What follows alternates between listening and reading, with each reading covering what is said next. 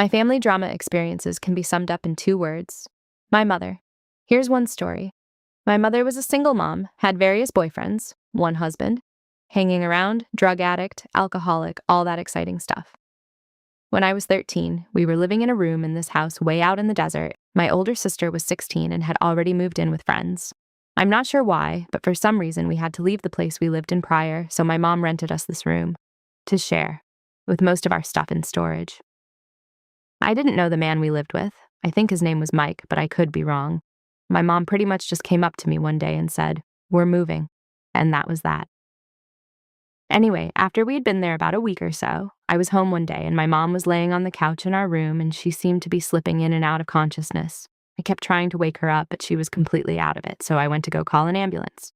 We didn't have a phone in our room, so I went to the living room to use the phone. Mike was on the phone, so I asked if I could use the phone. There was an emergency, my mom was sick, and I need to call an ambulance.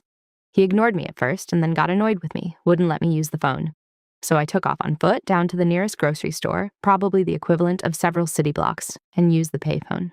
By this time I was so panicked that I couldn't even remember the address, so I called a friend of my mom's, and she said she would call an ambulance. She said to stay there and wait, and she would pick me up.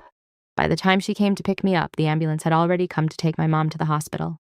I went with her to her house, thinking that once my mom got out of the hospital, she would come and get me. Well, she didn't. She left the hospital against medical advice and, to my knowledge, did not contact her friend.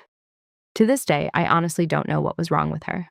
She has said it was a drug overdose, Valium mixed with alcohol, no doubt, and then other times she said she had a stroke.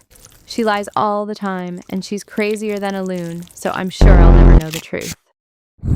After a couple of weeks, with still no word from my mom's friend told me that I could no longer stay with her. I had to find another place to live. I called my sister to see if I could stay with her, but her friend's mom said no.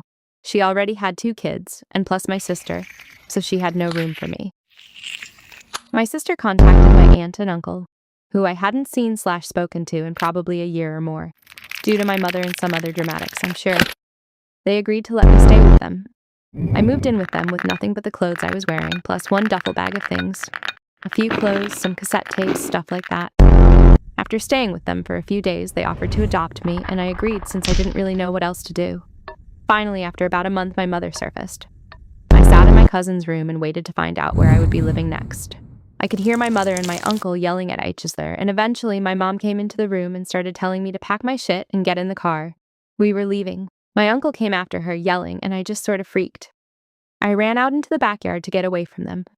I told my mother that I wanted to stay there, and when she had a job and a new place to live, I would come live with her. In my 13-year-old, emotional, freaked-out state, that seemed like the most logical solution. This sparked much dramatics. My mother accusing me of abandoning her, saying things like, "I've never been good enough for you," etc., basically acting like she was the victim, and I was a horrible person for abandoning her in her time of need. Finally, she gave me an ultimatum. Either go with her now or never see her again. I chose to stay. I really figured she was bluffing. Eventually she left, and I didn't hear from her for a really long time. I started thinking that perhaps she was serious and that I would never see her again. Then I got a letter from her when I was about 15 years old. It was about 4 to 5 pages long, and it was all about how she forgave me for abandoning her. I tore it up and threw it away. The drama goes on further, but this is already TLDR material, so I think I'll stop here. Yay for family drama!